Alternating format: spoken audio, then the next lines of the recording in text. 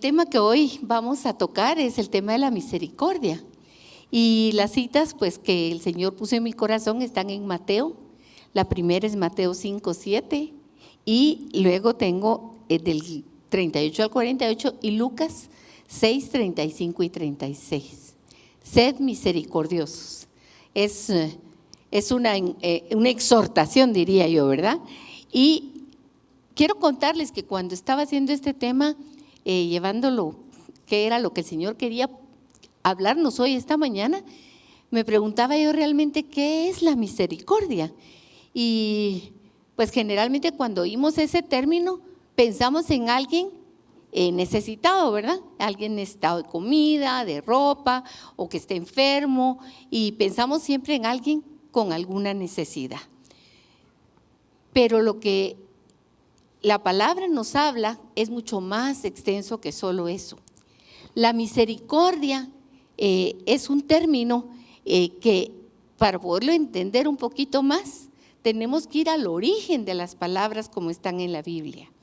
Y misericordia, el primer término que aparece en la Biblia es rakham.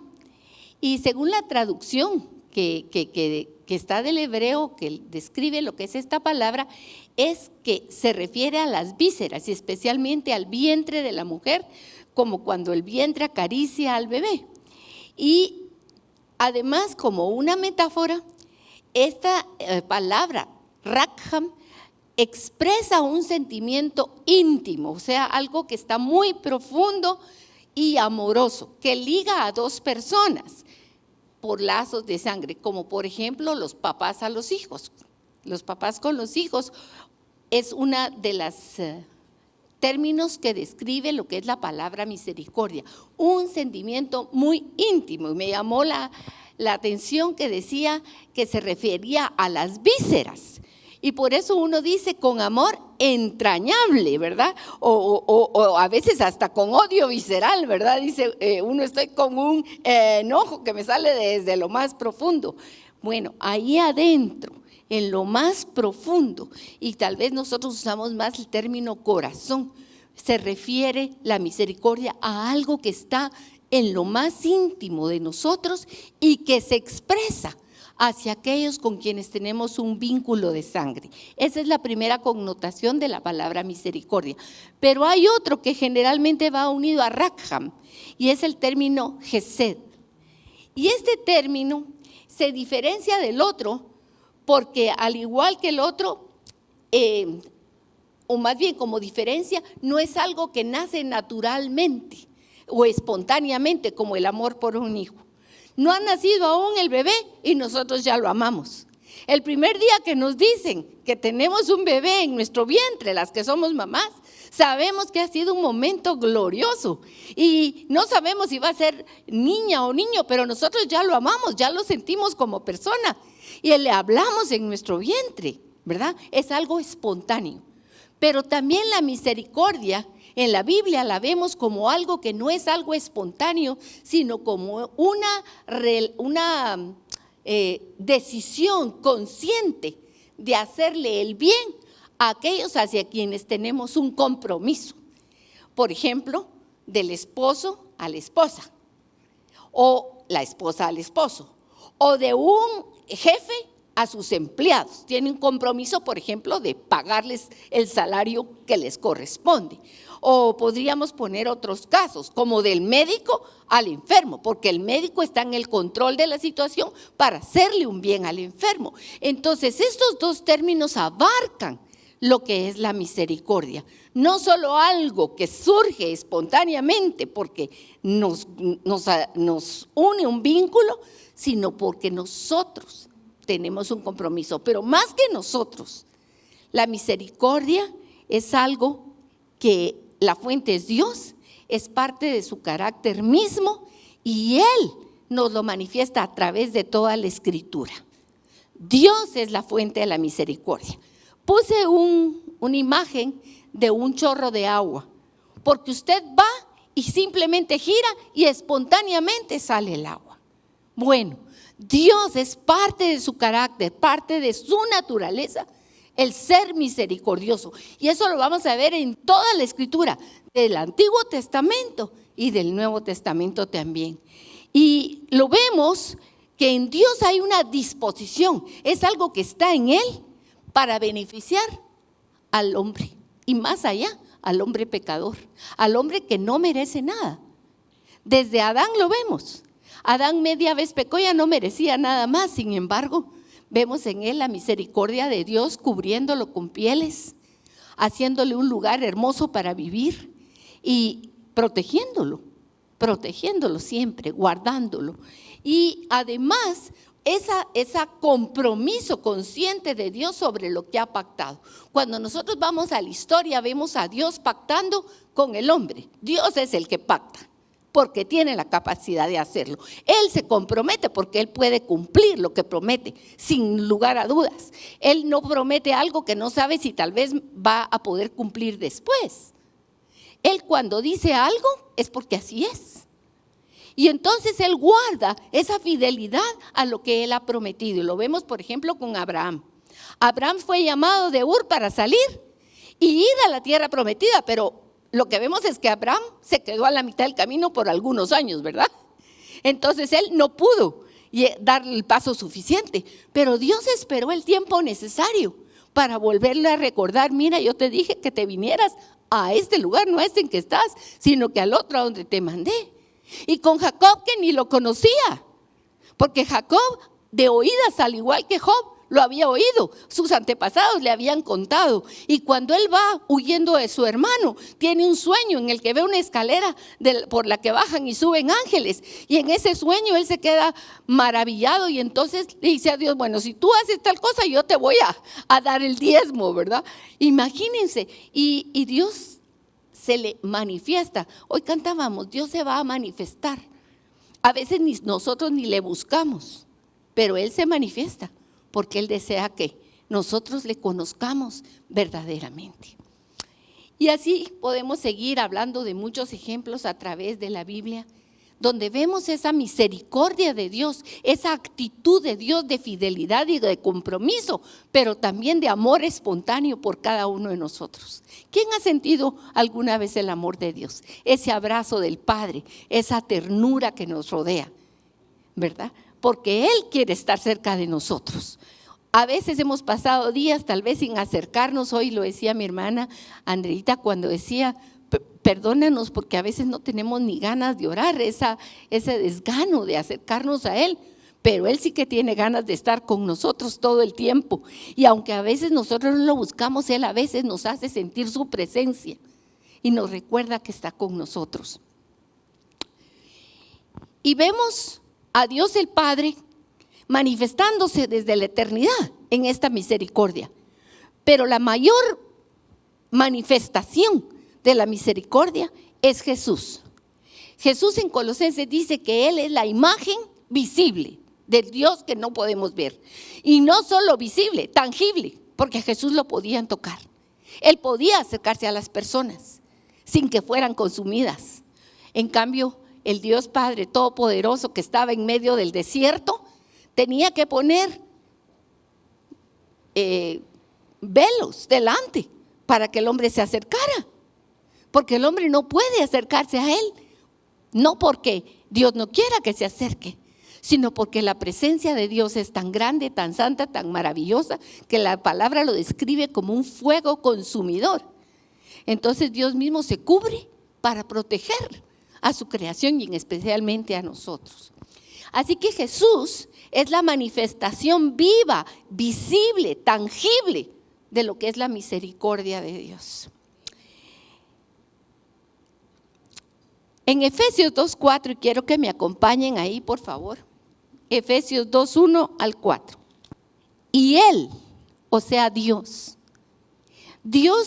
nos dio vida a nosotros. Hagámosla personal esta palabra. Dios me dio vida a mí. Cuando yo estaba ¿cómo? Muerta. ¿Muerta por qué? En mis delitos y pecados. Cuando yo no tenía ninguna esperanza, cuando yo ya estaba muerta, no es que me iba a morir. Ese es el gran error que tenemos.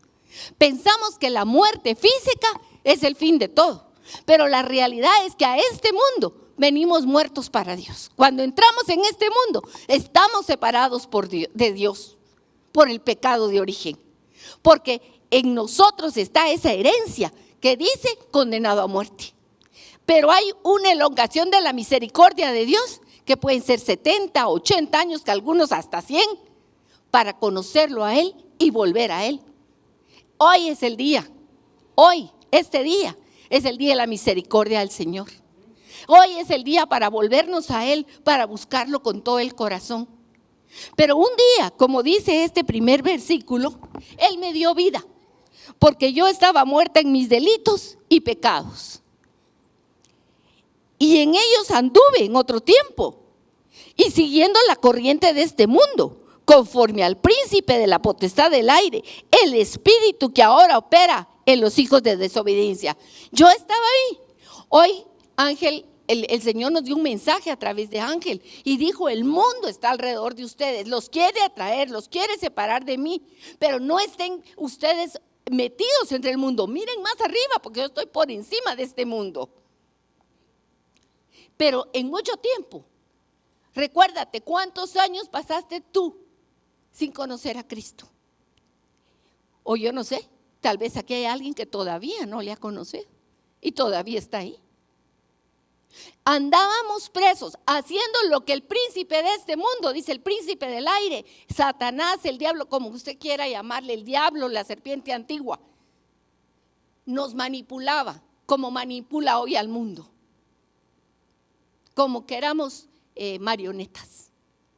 No hacíamos lo que nosotros queríamos verdaderamente, sino lo que quería ese gobernador de las tinieblas. Y dice el versículo 3, nosotros anduvimos entre todos ellos. Y luego en el verso 4, y esto es maravilloso, mi hermano, dice: pero Dios, ahí hay un alto, pero Dios, que es rico en misericordia. Y esa palabra rico tiene muchas connotaciones para nosotros. Rico nos habla de abundancia. Abundancia de dinero, capacidad económica para obtener lo que queremos. Él es rico en muchas cosas, pero es rico en misericordia. Es rico para amarnos, para mostrarse a nosotros, para perdonarnos, para abrazarnos, para traernos a Él. Él no se cansa de su fidelidad. Él es rico en misericordia. Dios, que es rico en misericordia, miren lo que hizo. Dice: por su gran amor con que nos amó, aún estando nosotros muertos en pecados, nos dio vida juntamente con Cristo. Por gracia sois salvos, mi hermano. No porque tú hiciste alguna cosa buena alguna vez. No pienses porque alguna cosa buena salió de ti. No, no salió nada bueno de ti. Salió lo bueno de Él, porque Él es bondadoso, porque Él es misericordioso. Él es rico en misericordia. Y es tan rico en misericordia que se manifiesta esa misericordia no solo con nosotros. Primero lo vamos a ver a través de toda su creación. Cuando Dios hizo todo cuanto existe, y lo hizo a través de Jesucristo, como dice Colosenses. Colosenses dice claramente que Jesús es el creador de todo y por el que sostiene todo. Y con toda su creación, el Señor es misericordioso. Desde el primer momento que Él empezó a hacer la creación, no la hizo medio o regular. Ahí va a estar el hombre, pues que sufra. El que me dejó, pues que se vaya para ahí, que vea cómo le va a ir. Muchas veces así pensamos nosotros, ¿verdad? Con alguien que no hace las cosas como nosotros quisiéramos. Bueno, pues entonces que coja su camino y que le vaya como Él quiere. Pero Dios no. Dios, que es rico en misericordia, hasta en la creación pensó en una casa para nosotros. Piensen en la grandeza de la creación, aún como hoy está, aún con todos los cambios de clima que dicen que hay por ahí y que está destruida. Pues yo, miren, voy para un lugar o miro en la televisión los programas de naturaleza y me quedo boquiabierta de la belleza que aún hoy, con todo lo malo que hace el hombre, sigue siendo una grandeza de creación. Porque cuando Dios lo hizo, Dice la palabra que Dios hizo los cielos, la tierra, los animales, las plantas, y cuando vio lo que hizo dijo, qué bonito me quedó, qué bonito está. Pero Dios no lo estaba haciendo para él, sino que él estaba pensando en nosotros, en esa casa donde nosotros íbamos a habitar. Él es misericordioso porque nos hizo un lugar donde aún desterrados de la casa del Padre pudiéramos tener un reflejo de su grandeza, de su amor y de su misericordia. El mismo Jesús, cuando está hablándole a los que lo seguían por multitudes, se ha sentado en la montaña, en el monte del sermón del monte, que así se llama, y está hablándoles de la vida. Y entonces llega un momento en que ve a los hombres angustiados, nos ve a nosotros angustiados, preocupados por tantas cosas en la vida, mis hermanos. Y entonces él ahí les dice, miren, ¿por qué están afanados? ¿Por qué se preocupan tanto? Si ustedes no pueden ni agregarle un pedacito así a un día más de su vida. Cuando llegue el día se van. Conocí a una persona que me comentó que hace como un mes su hijo de 37 años estaba podando el césped, haciendo lo que hacía regularmente. Y podando el césped le dio un infarto y ahí se quedó. No había tenido síntomas, estaba bien, era un hombre joven, no estaba pensando en eso. Y por otro lado, a veces vemos personas enfermas, muy enfermas, que pasan mucho tiempo antes de que llegue el momento de entregar su vida en las manos del Señor. Porque no somos dueños de nuestra vida, Él es el dueño de nuestra vida. Y Él dice, ¿cuándo tenemos que entregar cuentas? Y Él está diciendo, si tú no puedes hacer nada por ti mismo, ni agrandar un tiempo más de tu vida, no puedes crecer ni siquiera un poquito más de tu estatura, ¿por qué te preocupas? Más bien mira a tu alrededor, mira a los aves que yo les doy de comer todos los días. Las aves no están preocupadas, ellas se van a dormir y al día siguiente van a ver dónde encuentran. Y hay. Y la hierba que hoy es y mañana ya no se preocupa cómo va a estar, si va a estar verde, si está verde, está bonita, si va a estar con flores o no. Yo la he visto, dice el Señor. Así que ¿por qué te preocupas? Y esto nos habla de la misericordia de Dios. Si lo de menos valor, Dios se preocupa de eso, ¿cómo no se va a ocupar de ti? Que eres la imagen de Él mismo, que tú eres la corona de la creación.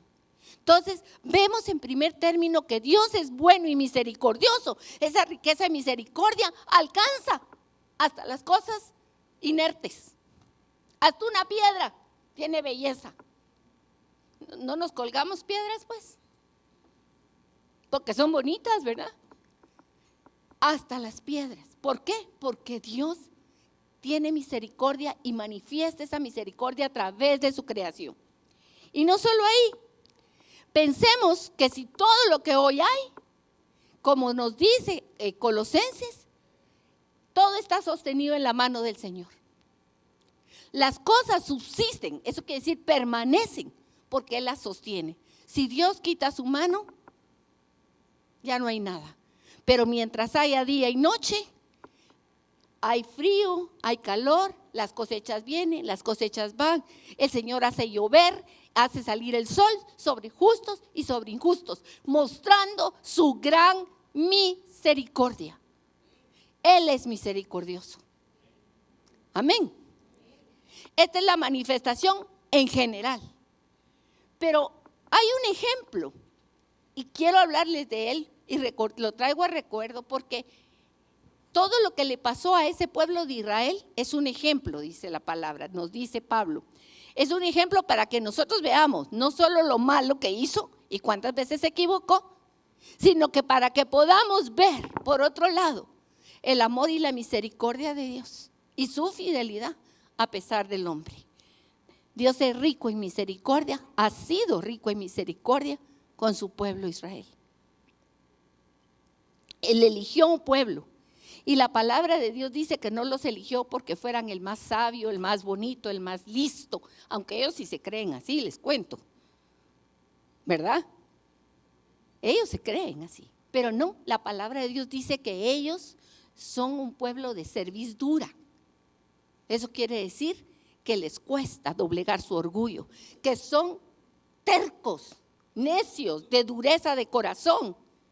Pero Dios, a pesar de eso, los escogió a ellos. Y se manifiesta en ellos a través de tantas épocas.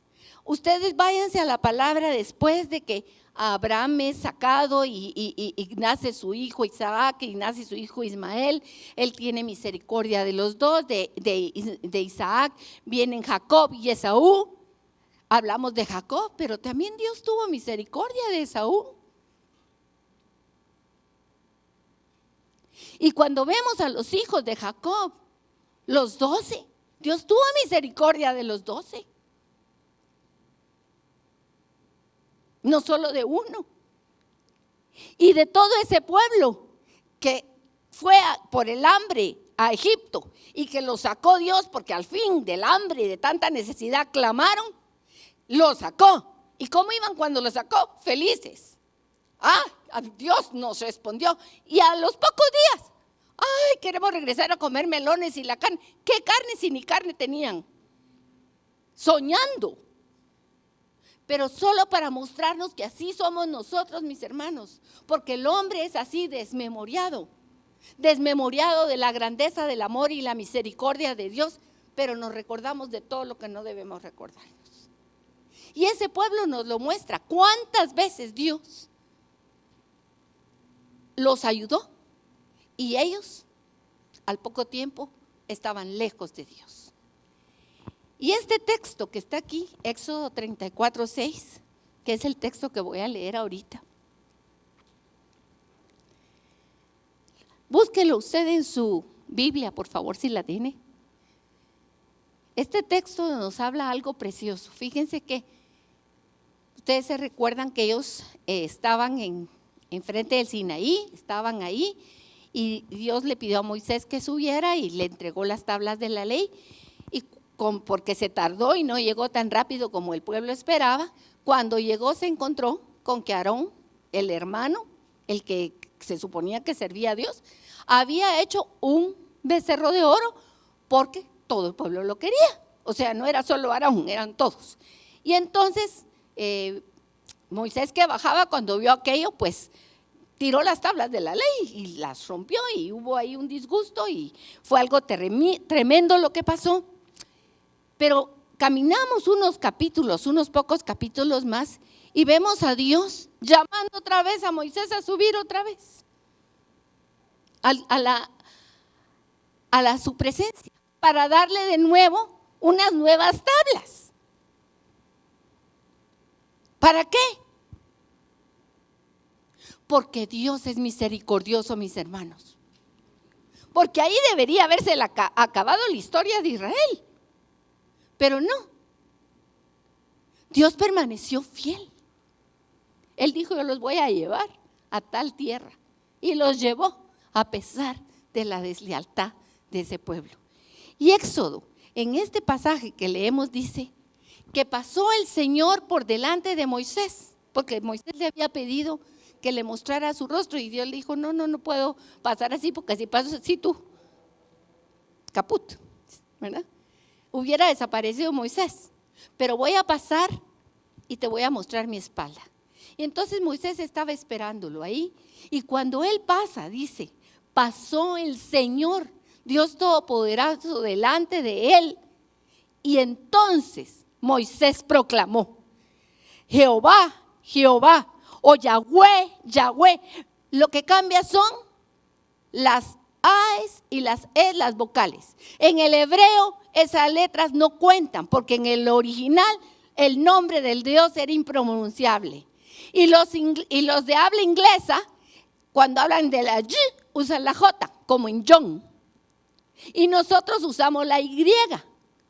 Y en hebreo son 4 letras, la Yod, la Hei, la Bab y la Hei, que no se pueden pronunciar. Hace poco vi un video que dice que la pronunciación del nombre de Dios es como cuando exhalamos y damos el aliento. Así se pronuncia, algo así, no sé cómo, pero me impresionó, porque no lo podemos pronunciar con nuestra boca. Sin embargo, para poderlo leer, los autores le han agregado sílabas, Jehová o Yahweh, el nombre impronunciable. Miren cómo es ese Dios maravilloso, y decíamos, aquí se manifestará el Señor. Es el Dios fuerte, misericordioso, la segunda, y piadoso, como remarcando la misericordia, que es tardo para la ira y grande en misericordia y verdad. 3 veces. En un solo versículo nos habla de la misericordia de Dios. Dios fuerte, tremendamente grande, maravilloso, pero misericordioso. Piadoso, habla también de la misericordia.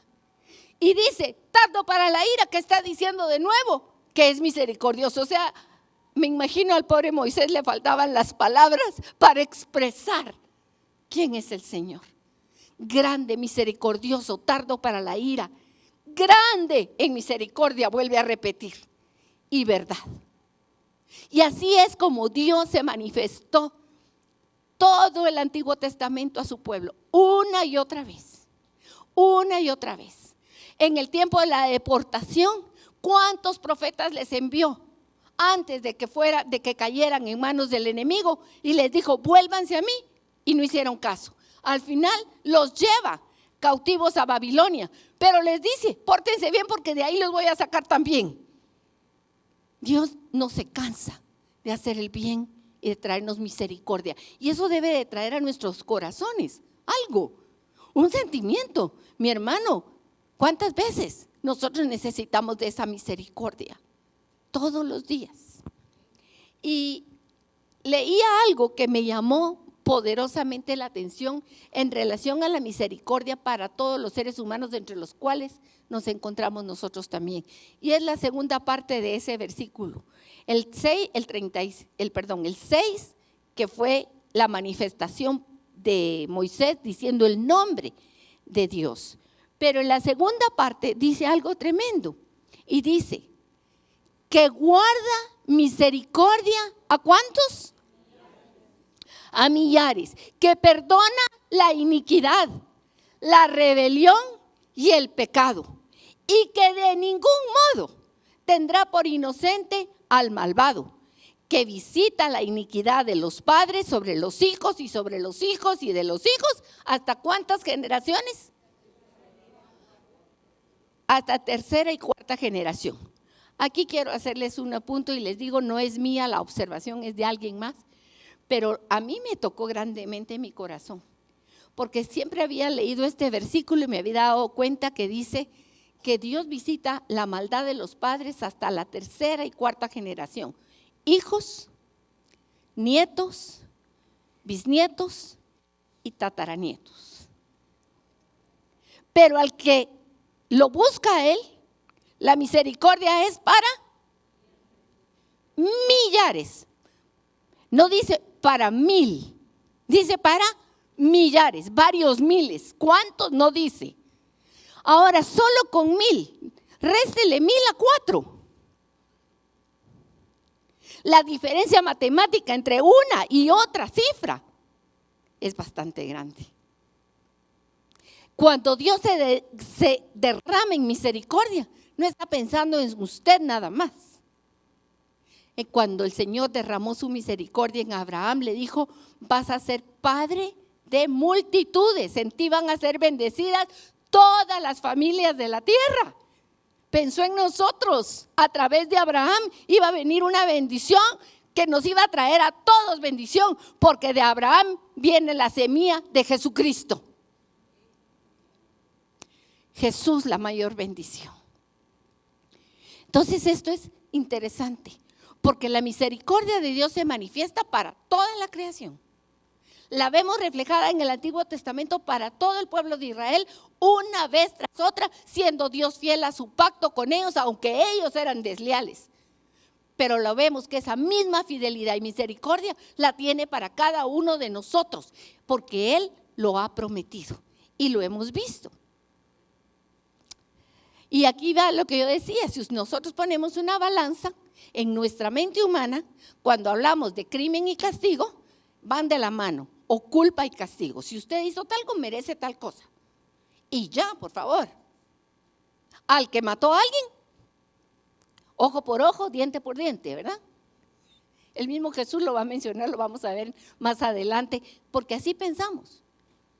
Pero el Señor primero va su misericordia antes del juicio. Su misericordia nos alcanzó. Sin embargo, hubo un juicio. Y un juicio donde el inocente fue condenado por ti y por mí, llevando tu culpa y mi culpa a la cruz. Él murió por nosotros. Se hizo justicia. Se hizo justicia para Dios. Pero a causa del uno, todos nosotros recibimos misericordia, que es el favor que no merecíamos. La gracia y la misericordia es algo que no merecemos, pero Dios quiere derramarlo. Acompáñenme al Salmo 103:8 y léalo usted en su Biblia, si tiene ahí su Biblia. Y veamos lo que el salmista dice, cómo es el Señor. No lo dice en una sola página de la Biblia. Aquí el Salmo 103 nos describe a Dios nuevamente y dice nuevamente: misericordioso y clemente es el Señor, lento para la ira. Si no fuera así, ninguno que estamos aquí podríamos estar delante de Él. Es grande en misericordia y que no contenderá para siempre, ni para siempre guardará el enojo. No ha hecho con nosotros conforme a nuestras iniquidades, no nos ha pagado conforme a nuestros pecados. Porque como la altura de los cielos sobre la tierra, engrandeció su misericordia sobre los que le temen. Cuanto está lejos el oriente del occidente, hizo alejar nuestras rebeliones. Como el Padre se compadece de los hijos, se compadece el Señor de los que le temen. Como el Padre, qué preciosa imagen la que nos da este salmista. Como un papá mira a su hijo cuando un hijo ha hecho una desobediencia o algo, puede haber un primer disgusto, un enojo hacia el hijo. Pero cuando uno ve que esa falta puede traerle dolor, sufrimiento al hijo, lo que hay es necesidad de mostrarle compasión y misericordia. ¿Cómo lo ayudo? Como un padre nos ama. Y eso que los padres somos un poquito mala onda, ¿verdad? Pero el Señor no es mala onda. El Señor es bueno. El Señor es misericordioso con nosotros. No nos da lo que merecemos ninguna de las veces. Porque Él, y aquí algo también importante es, cuando Dios permite que el hombre pase por circunstancias difíciles, Él no está queriendo que el hombre muera. Él no quiere que el hombre sufra, en realidad, ninguno. Él no quisiera eso para nosotros. Esos no eran los planes de Dios. Los planes de Dios eran que nosotros disfrutáramos de Él continuamente y de su riqueza y de su hermosura. Nosotros elegimos ser como ovejas descarriadas y salirnos de su presencia. Y por eso es que andamos lejos y andamos sufriendo. Pero Él puso el camino de regreso. Él quiere que el hombre vuelva a Él. Y para eso nos dice claramente que lo que Él quiere es que volvamos nuestro corazón a Él. El Salmo 133 a mí me impacta, porque Él dice que si el Señor mira constantemente a nuestros pecados, ¿quién va a estar de pie delante de Él? ¿Quién? ¿Quién podrá sostenerse? Nadie. Pero en Él hay perdón, dice, para que sea reverenciado. Dios anhela que nos volvamos a Él para perdonarnos, para que podamos acercarnos a Él, para que no haya nada que nos separe de su presencia. Y lo único que necesitamos es confesarlo. Miren, una tras otra vez lo decimos aquí. Dios no quiere sacrificios ni ofrendas por el pecado. No quiere que te estés dando como hacían antes. Yo me iba a flagelación, sí, pero alguna vez fui a la Antigua y entré a los conventos, a las ruinas, y entonces había unos cuartitos chiquititos y había un lugar donde caía una gotita de agua. Entonces yo pregunté y dice que ahí se ponían a que les cayera la gota de agua en la cabeza, de tanto caer les hacía llagas, digo yo, en la cabeza, en un lugar, o se flagelaban, se daban de golpes cada vez que tenían un pecado, se azotaban a sí mismos, ¿verdad? Para pagar el pecado. O, por ejemplo, decían, no voy a comer durante tantos días, voy a ayunar para que Dios me perdone el pecado. Pero gracias sean dadas a Dios de que nos ha dado entendimiento de que nada de eso es por gracia, mis hermanos. Llegamos a los pies de Jesús, reconocemos que hemos pecado, que le hemos ofendido y que le pedimos perdón, y el perdón es inmediato porque en la cruz ya fue cancelada la deuda, mis hermanas. Gloria a Dios, gloria a Dios, bendito sea su nombre. Él quiere que el malvado, el impío, el pecador deje ese camino para que pueda disfrutar de la vida, de la verdad. Aquí dice que Él quiere volvernos a Dios y Él será amplio en perdonar. ¿Y por qué creen ustedes que quiere? Él quiere tenernos ahí como esclavos, como servidores, o que estemos doblados de rodillas haciéndole reverencias. A veces tenemos ese concepto, Dios nos perdona para que podamos estar doblados ahí haciéndole reverencias. No, mis hermanos, Él nos perdona para que nosotros seamos felices, para que nosotros seamos libres, para que nosotros disfrutemos de su presencia. Porque Él es el aire que respiramos, Él es nuestra agua que necesitamos para vivir. Él no me necesita a mí, Él sigue siendo Dios aunque yo no esté con Él. Pero yo sin Él no soy nada, no valgo nada. Yo sí que lo necesito a Él constantemente. Y así llegamos a Jesucristo, a la manifestación de la mayor misericordia de Dios. Él es el Hijo unigénito. Es el único Hijo de la naturaleza del Padre. Pero no solo eso, Él es el resplandor de su gloria. O sea, lo más hermoso que podemos contemplar de Dios se ve en Jesucristo. Y no solo eso, Él es el que se hizo carne y habitó entre nosotros. Todo esto lo dice la palabra de Dios. Él, el que es el Hijo unigénito, el que está desde la eternidad, el que hizo todo cuanto existe, se hizo hombre como tú y yo y dejó su gloria y se metió entre nosotros y vivió entre nosotros. Pero vino a los suyos y los suyos no lo recibieron. Pero a los que sí lo recibieron, a los que sí lo recibimos, nos ha dado un poder maravilloso. Y ese poder, esa potestad es llamarnos hijos, no siervos. Hijos del Dios Altísimo. Es un derecho que tenemos por la fe en Jesucristo, llamarnos hijos. Entonces Jesús, cuando entra en este mundo y va a la cuna, hubo una manifestación gloriosa. Los ángeles cantaron para Él. Todos los ángeles estaban de fiesta. Unos pocos humanos tuvieron el privilegio de darse cuenta que había nacido el Rey de la Gloria en medio de nosotros. ¿Sí? Pero cuando Jesús llega a los 30 años y llegó el momento para su vida pública, Él en la sinagoga se para, abre los rollos y escoge un texto con el que va a manifestar para qué vino aquí. Él dice en Lucas 4, 18, 19, y lo vamos a ir a leer a la Biblia, por favor, acompáñenme. Y se le dio el libro del profeta Isaías. Él va a leer una profecía, algo que fue escrito miles de años atrás, anunciándolo a él. Pero en ese momento lo está tomando y haciéndolo vida en él. Y dice: el Espíritu del Señor está sobre mí, por cuanto me ha ungido. La unción quería decir, se ungía a los reyes, a los que iban a gobernar, era una señal de poder, de autoridad, pero también la unción era una señal de una misión. Y Jesucristo venía con una misión. Y esa unción del Espíritu Santo que estaba sobre él era para algo. Dice, ¿para dar qué? Buenas nuevas, buenas noticias. Para dar buenas noticias. No para venirnos a destruir, sino para venir a dar buenas noticias de parte de Dios a los hombres. Jesús vino a darnos buenas noticias. Ese es el evangelio. Jesús vino a darnos buenas noticias a los pobres, dice aquí. Y entonces uno se confunde porque piensa que pobre es el que no tiene dinero.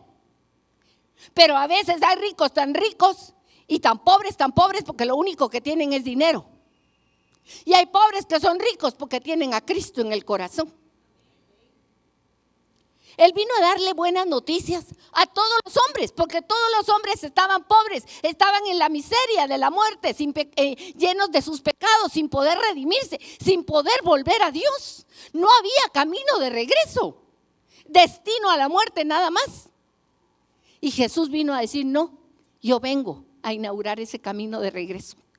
Vengo a dar las buenas noticias, vengo a sanar a los quebrantados de corazón. No solo vengo a salvar para vida eterna.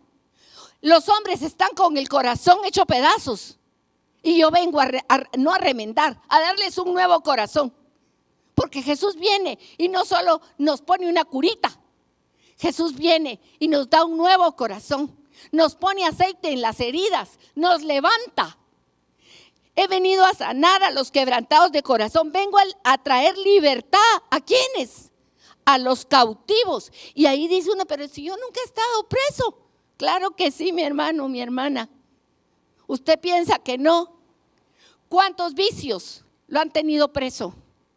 El tabaco, el alcohol, las drogas, las mujeres, los hombres, sus pensamientos equivocados. Yo no sé cuántas cosas pueden haberlo tenido preso, porque el príncipe de este mundo nos tenía presos. Pero Jesús vino a soltar esas amarras, a liberar a los cautivos. Aquí lo dice, he venido a sanar al corazón quebrantado, a los cautivos, a darle vista a los ciegos. Nosotros no podíamos ver, mis hermanos, nada. Yo me quedo asombrada de cuántas veces, tal vez por el hecho de que uno está en este ambiente en que nos reunimos y nos relacionamos entre los hermanos, pero a veces vemos a personas que no han oído hablar de Dios y verdaderamente no entienden nada. No entienden. Tienen un velo sobre sus ojos espirituales. Pero a nosotros nos ha sido quitado el velo. Podemos entender por lo menos un poquito sobre Jesús. Nos ha sido quitado el velo. Y vino a poner en libertad a los oprimidos y a libertar la gracia del Señor, a manifestar la gracia del Señor. Esa es la misericordia de Dios. Y toda su vida lo vemos manifestando públicamente la misericordia. Acordémonos de algunos. A los hambrientos multiplicó el pan y les dio de comer. En otra ocasión, un ciego que gritaba, hijo de David, ten piedad de mí, le quitó la ceguera, pero no fue a uno, a varios. Al leproso, que no tenía ningún derecho, porque ya el leproso era echado fuera de la comunidad y sacado, era un desposeído y además sin derecho a nada. Y él sanó a cantidad de leprosos, liberó a un montón de que estaban oprimidos por el diablo, que estaban endemoniados.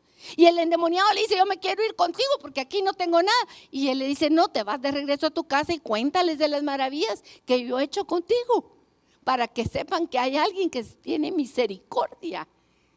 Toda la vida de Jesús es una manifestación de la misericordia de Dios. Y ustedes pueden leer que en Hechos 10:38 dice que Él pasó su vida sanando a todos los oprimidos por el diablo. Eso es básicamente lo que Jesucristo vino a hacer a este mundo. Y dice que toda su vida, desde el pesebre, cuando cantamos esa canción que santo es el que vive, santo es el que reina, decimos desde el momento que nació, que el mundo en estos días celebra ese nacimiento sin entender lo que celebran. Se endeudan para darle regalos a todo el mundo y el principal festejado no está en ninguna casa. No se entiende. Pero Él vino y nació, y desde ahí, desde la cuna, cuando fue niño, cuando fue adolescente, cuando fue un joven de 30 años, porque era un joven de 30 años apenas, a los 33, manifestó la gloria de Dios en todo, creciendo sujeto a sus padres, obedeciendo a Dios, dando testimonio de la vida de Dios en él, para que nosotros, por naturaleza que éramos pecadores, pudiéramos tener la gracia y la misericordia para conocerlo y para ser levantados de esa miseria. En Oseas 6:6, yo prediqué hace unas semanas y vimos que el Señor dice: yo no quiero sacrificios.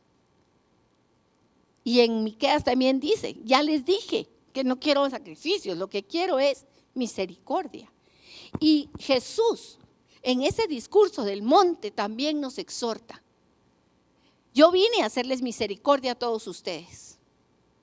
Te hice misericordia a ti. Te hice misericordia a ti que estás allá sentada, a los que están aquí. A mí me hizo misericordia. Y en el capítulo 5, verso 7 de Mateo, Jesús dice claramente: dichosos los misericordiosos. O sea, no solo reciban, sean ustedes misericordiosos. Y sean ustedes misericordiosos quiere decir, ustedes están por encima de muchos otros, porque la misericordia es siempre del mayor al menor.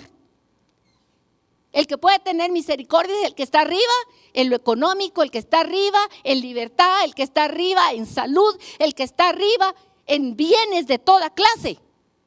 El que está abajo, ¿qué puede dar si está desposeído?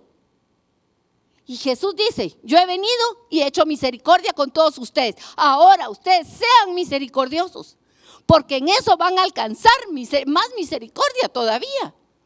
Y el siguiente, en este capítulo, al final del capítulo, del verso 38 al 48, hay una lectura tremenda, donde Jesús se refiere a cómo ellos entendían una cosa y lo que Dios viene a pedir. Jesús les dice: ustedes oyeron que se dijo ojo por ojo. Si alguien te quita un ojo, tú quítale el otro ojo. Si alguien te quita una mano, date la vuelta y quítale la otra mano. Así vas a estar tú pagado. Ojo por ojo, diente por diente. Pero yo te digo, no resistas al malo. Antes, al que te hiere la mejilla derecha, vuélvele también la mejilla izquierda. Y al que te quiera poner pleito y quitarte la túnica, mejor te la quitas y se la das. Porque ese que está así no entiende. ¿Se acuerdan a Jesús en la cruz? Diciéndole al Padre: perdónalos. Están ciegos, no saben lo que hacen. Estaba pidiendo perdón para su enemigo, para los que lo estaban crucificando. Y aquí él está diciendo: si alguien te quiere poner pleito, si te quiere quitar, déjalo que se vaya, déjalo, porque está ciego, no ve. Déjale también la capa, y al que te obligue a llegar una carga, ve una mía con dos, ve con él 2 mías. Al que te pida, dale. Y al que quiera tomar de ti prestado, no lo rehuses. El que necesita prestado a veces necesita tanto, por eso cuando damos prestado no lo demos como deuda. El Señor dice: mejor si lo vas a dar, dalo por perdido, porque y si viene de regreso, gloria a Dios. Esta parte de este sermón casi nunca lo predicamos, ¿verdad? Pero perdónenme, esto no lo dijo ni Pablo, ni Lucas, ni Juan el gran apóstol, el que hizo el Apocalipsis, ni ninguno de los profetas. Esta es Jesús el que tomó la palabra y lo está diciendo. Es Dios hecho carne en persona el que está diciendo lo que Él espera de los que son suyos. Es una actitud de vida tremenda. Oíste que fue dicho: amarás a tu prójimo y aborrecerás a tu enemigo. Eso pues es fácil. Pero yo les digo: amen a sus enemigos. Bendigan al que los maldice. Hagan el bien al que les aborrece. Y oren por los que los ultrajan y los persiguen, para que seáis hijos de vuestro Padre que está en los cielos, que hace salir su sol sobre malos y buenos, y que hace llover sobre justos e injustos. Mis hermanos, este es un texto para meditarlo, para masticarlo. No es tan fácil, no es tan fácil desde nosotros. Más bien yo hasta lo veo como casi imposible, por mí misma. En mí se resiste todo a esto. Si hay alguno que está conmigo, que levante la mano para no sentirme solita. Amén. Porque amar al que me ama es muy fácil, pero amar al que no me ama o al que yo creo que no es digno de amor, bueno, ¿para qué? Y dice entonces aquí, porque si ustedes aman a los que aman, ¿qué recompensa tendrán? ¿No hacen también los publicanos lo mismo? Y si saludan a sus hermanos solamente, ¿qué hacen de más? ¿No hacen así también los gentiles? Sed pues vosotros perfectos, como vuestro Padre que está en los cielos es perfecto. ¡Hala! ¡Qué llamada, mis hermanos! A mí me deja esto duro. Y en Lucas lo explica mejor. Lucas, refiriéndose, el mismo pasaje lo toma y Lucas concluye en el verso 36, no solo perfectos, sino misericordiosos.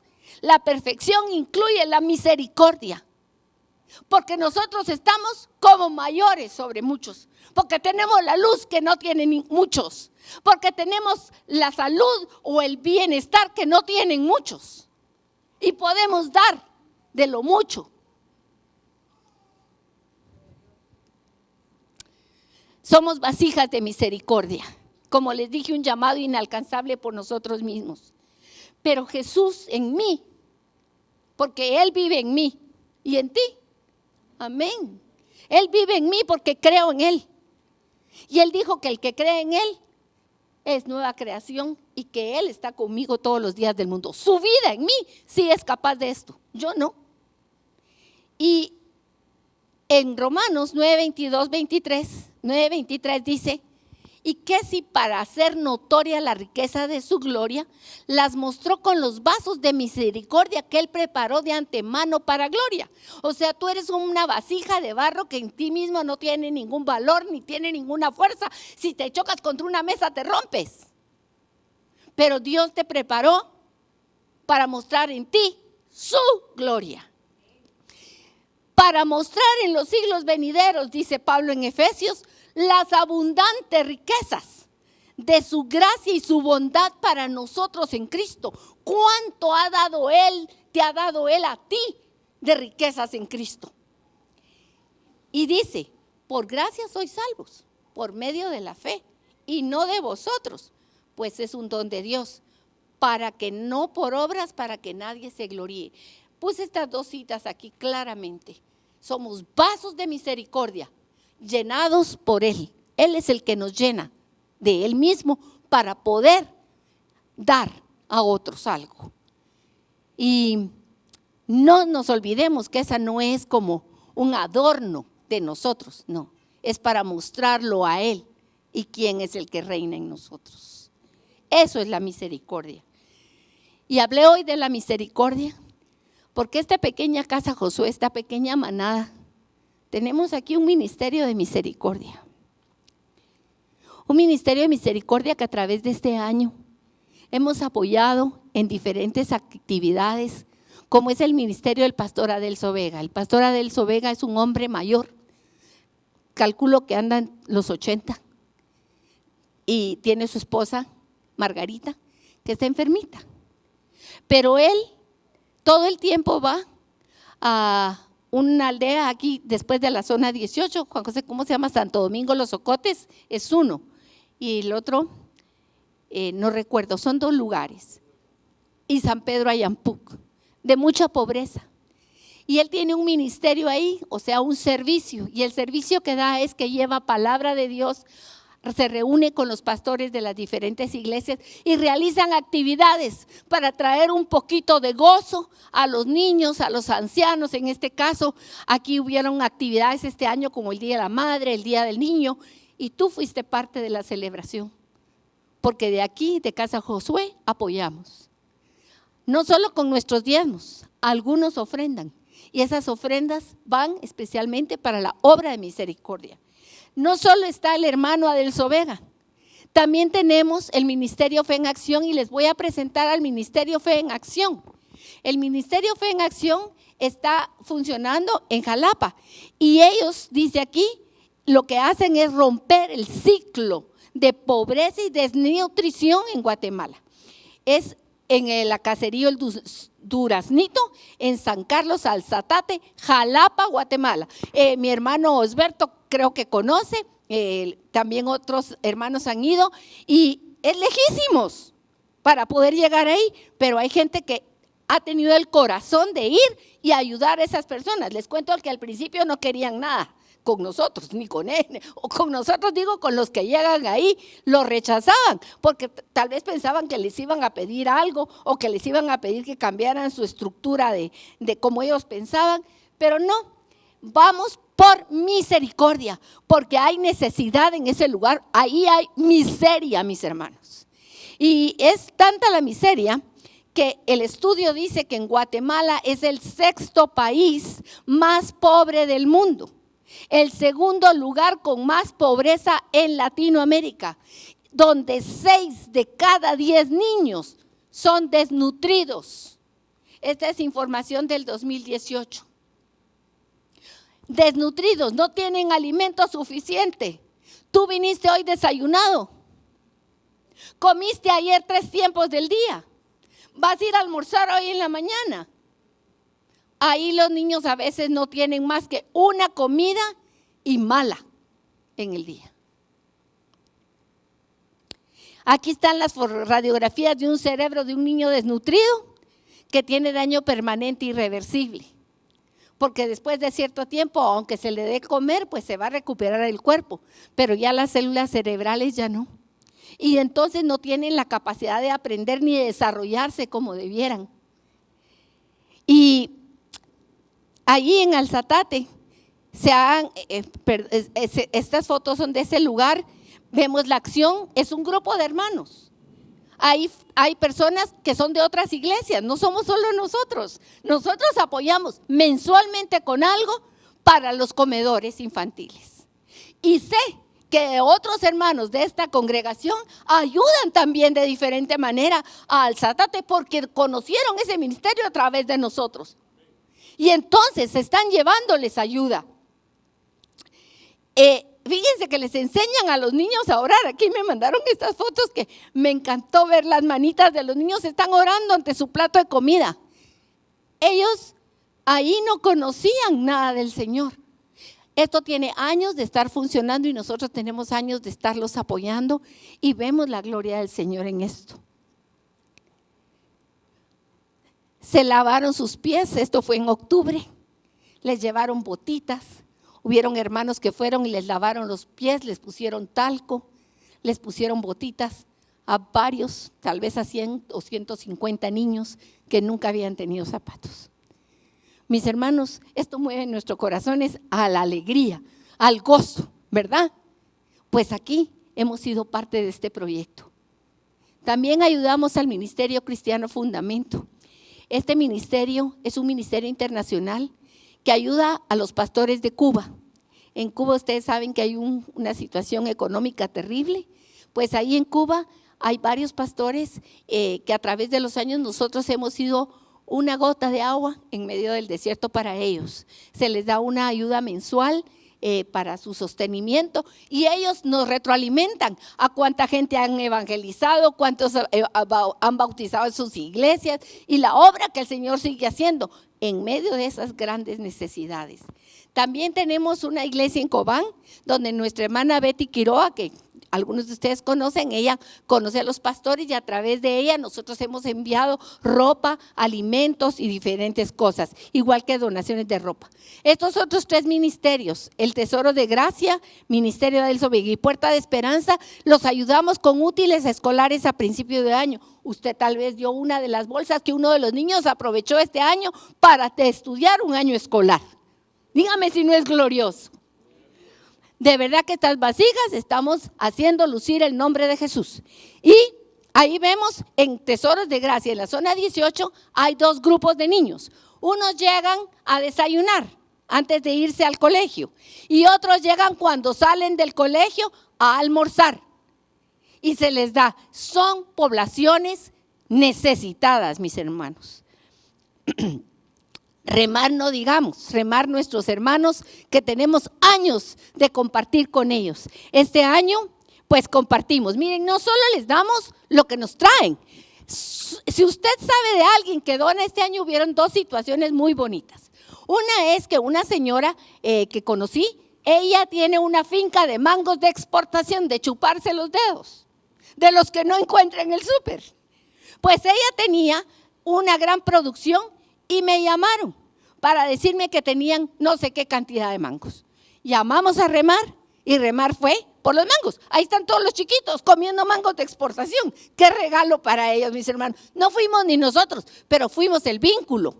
Y de igual manera, otro día sucedió que hubo una gran celebración en Casa Ariana, creo que fue, y los que hicieron la celebración calcularon mal y les sobró toda la comida, una cantidad de comida de buffet deliciosa. Los niños estaban gloriosos porque durante 3 días seguidos fueron a recoger la comida que era para otra persona y les llegó a ellos. Mis hermanos, qué alegría. También está el Ministerio de Viudas, donde trabaja mi hermano Marco Antonio, que también apoyan a las viudas ahí en Remar. Está la casa de viejitos en el Progreso. Este año tuvimos la bendición de darles camas a los viejitos y compramos colchones para algunos niños de Remar. Mis hermanos, gracias. Le doy gracias al Señor por cada ofrenda que ha salido de sus bolsillos para bendecir a los necesitados. Así que hoy, y no solo eso, también entre el Ministerio de Misericordia, aparte de lo material, lo más importante, lo espiritual. Tenemos un ministerio de oración que yo te invito a unirte todos los días. El día lunes es de 6 a 6:30. Martes, miércoles, jueves y viernes de 7 a 7:30. Si tú te quieres unir, me llamas, te doy el vínculo y puedes entrar. Tenemos ya con 4 años de orar todas las mañanas. Oramos por los que están en el hospital, por los que están presos. Hasta los hemos aprendido a querer, no sabemos los nombres y a veces hasta preguntamos por ellos. Antes no los conocíamos, pero ahora sabemos quiénes son. Y les hemos mandado mensajes. Oramos por enfermos, algunos ya partieron y otros se sanaron. Y otros aún no están sanos, pero el Señor está obrando en ellos. Tenemos ese ministerio, vamos a los hospitales. Ahí vemos a alguien abrazando a una desconocida para nosotros, pero no para el Señor. Ese día esa persona que fue abrazada, esa persona que recibió mensaje de la palabra del Señor, salió de ahí con un nuevo corazón, con una nueva esperanza. Mi hermano, te exhorto. Tú eres parte de Casa Josué. Ofrenda porque tus ofrendas pueden llegar a muchas personas necesitadas. Vamos a orar y a dar gracias esta mañana y a pedirle al Señor que nos dé la gracia de ser esa vasija de misericordia. ¿Les parece? Amado Padre, aquí estamos esta mañana delante de ti dándote gracias. Gracias por toda tu misericordia para conmigo, Señor. No quiero decirlo para todos porque cuando hablo de todos a veces no lo puedo percibir bien. Quiero darte gracias por tu misericordia para mí. Esa misericordia que se muestra cada día de diferentes maneras. Gracias porque has sanado tantas áreas de mi vida, Señor, de mi corazón. Me sanaste, Señor, me liberaste. Me diste vida juntamente con tu Hijo Jesucristo, Señor. Me has perdonado. Has limpiado tantas cosas. Me has dado la gracia y el poder de perdonar y de pedir perdón. Gracias por esa misericordia de restauración, Señor.